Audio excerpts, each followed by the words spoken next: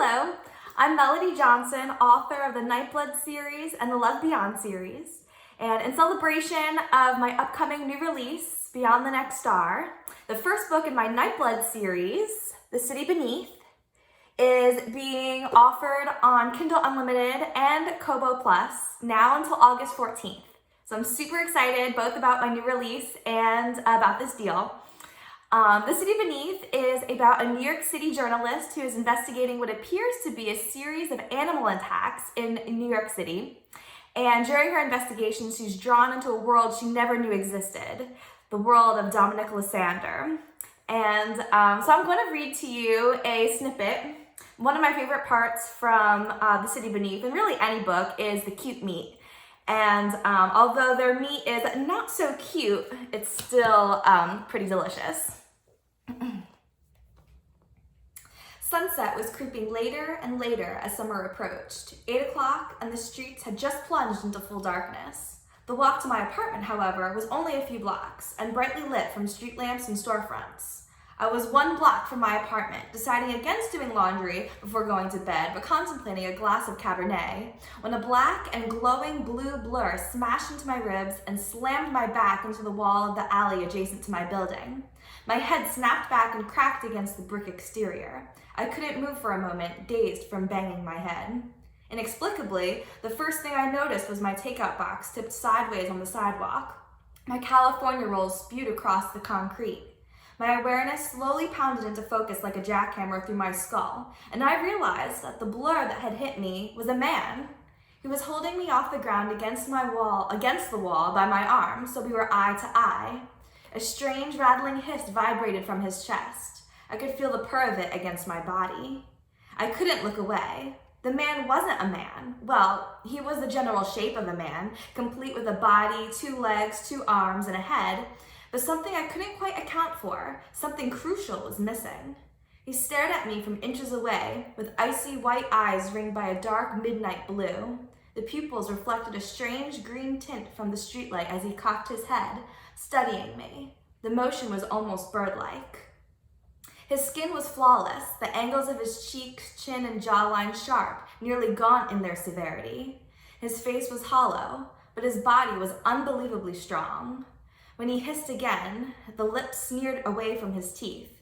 I couldn't look away from the glint of the man's sharp, pointed eye teeth and the thin, puckered scar pulling at his lower lip.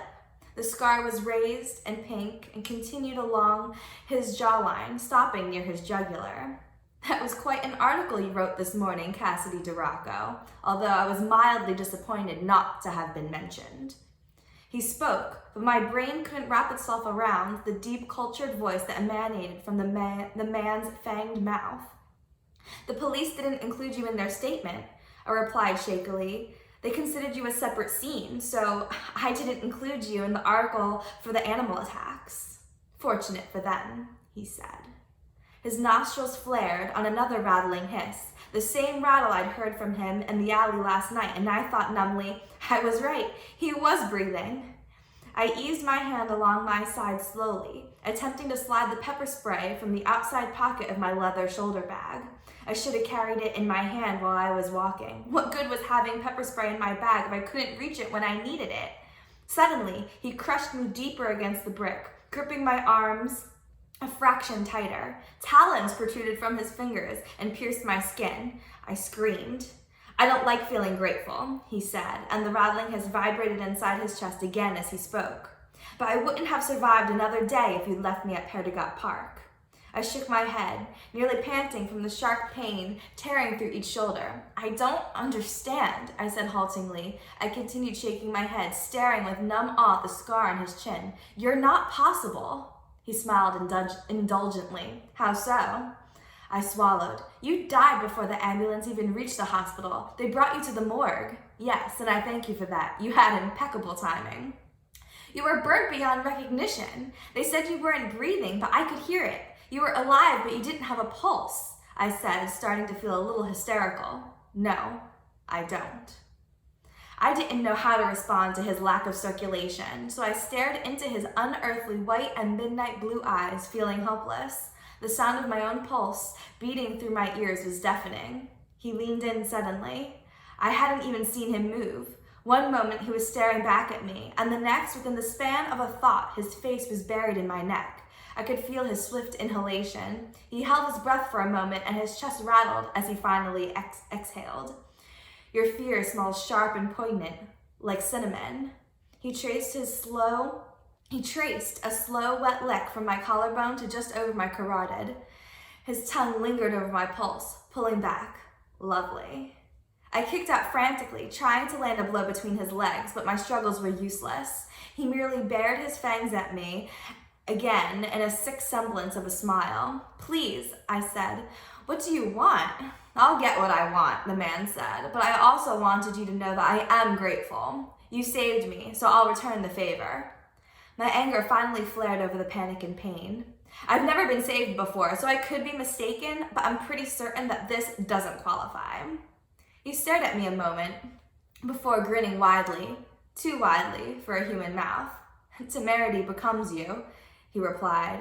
Killing you, the photographer, the detective, and the 2 paramedics would be the easiest method of concealing my existence, but I'll take the time to disarm the 5 of you instead. That is less efficient, more difficult, and time-consuming, but your life and theirs in exchange for having saved mine is my gift to you. I kicked out again, my knee in search of his groin. I opened my mouth to scream. The man pulled away from the wall before slamming me back against the brick, more ruthlessly than the first time if that was possible. The breath punched out of my lungs along with my scream. Cassidy, look into my eyes. I felt a sudden pull from the core of my being, desperate to look into the man's eyes. In defiance, I worked to fill my deflated lungs so I could prepare another scream. Cassidy DeRocco, you will look into my eyes now. The man's voice soaked through my resolve and drowned my brain. Unwillingly, I looked into his eyes. The moment his blue and ice gaze met mine, the pain and panic and fear leaked away. I felt my body suddenly go numb as it forgot to resist. My head lolled to the side, too heavy to support, and my expression sagged with the release of tension and strain. The physical world narrowed to his penetrating gaze on mine, and my willingness to act on the breath of his next word, even as my mind shrieked at me to fight. You will write a retraction to the article about the deaths at Perdigot Park, he stated. Never, my mind screamed. I will write a retraction, I murmured. My voice was compliant and monotone, and not my own. The wounds on the victims were clean slices, from knives perhaps, not animal bites, he countered. The wounds on the victims were probably inflicted by knives, I repeated, internally horrified, not animal bites. You never saw me burnt yesterday, and you never saw me here today. If I ever have need to seek you out again, I will kill you.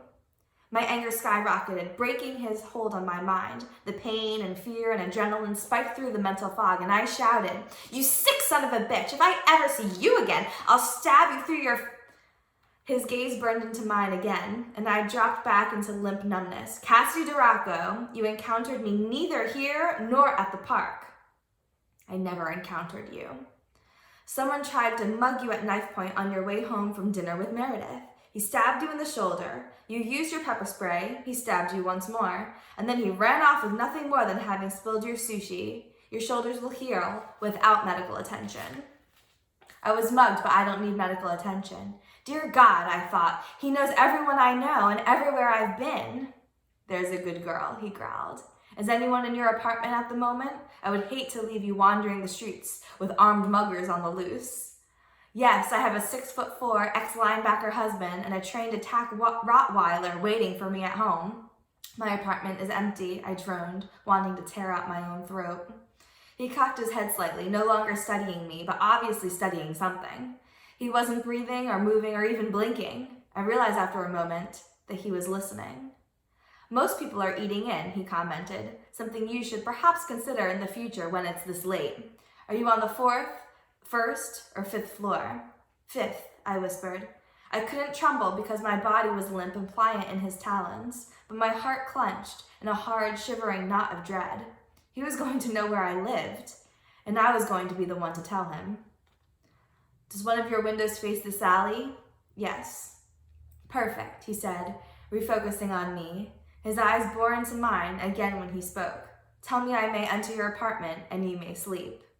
You may enter my apartment and I may sleep. I gritted out smartly, and my eyes slammed shut. My body completely sagged, boneless, suspended from the wall only by his talons. My mind, however, remained awake. I felt the man dislodge his fingers from my upper arms and catch me against the front of his body. His claw-like hand pressed firmly at the small of my back, clamping me to him. He crouched forward for a moment. My head lolled back. The rattling hiss in his chest intensified, and I felt his breath move over my throat, the side of my neck, behind my ear. He smelled inexplicably like Christmas, like soft pine next to a hearth. His teeth grazed the slow, calm beat of my pulse. In my mind, I screamed and fought and died with my spirit and dignity intact. In reality, I lay bent back over his arm, immobile and defenseless. The man suddenly sprang from his crouch. My stomach bottomed out from the movement, and I felt a swift rush of wind against my face, as if he'd leapt into the air. But gravity did not pull us back down. I heard the quick slide of a window opening and smelled the vanilla lime scent of the candles in my fifth-story apartment bedroom. His footsteps tapped on my hardwood floors, and I realized that the man must be wearing dress shoes. How his shoes could ever matter after all this, I didn't know. I just found the thought of him wearing dress shoes, like his voice, at odds with the sheer animal of the man himself. He laid my body down on the bed. My head dropped at an uncomfortable angle that constricted my breathing. I heard myself wheeze. He cupped the nape of my neck and positioned my head on the pillow at a more natural angle. His fingernails scraped across to my hairline. I felt his thumb caress the skin under my ear as he lingered. The man's breathing suddenly turned ragged, and his hand disappeared. "Good night, Cassidy Duraco," he said. I felt the air whoosh around me as he disappeared. The window snapped shut, and my room felt still and silent and peaceful in his absence.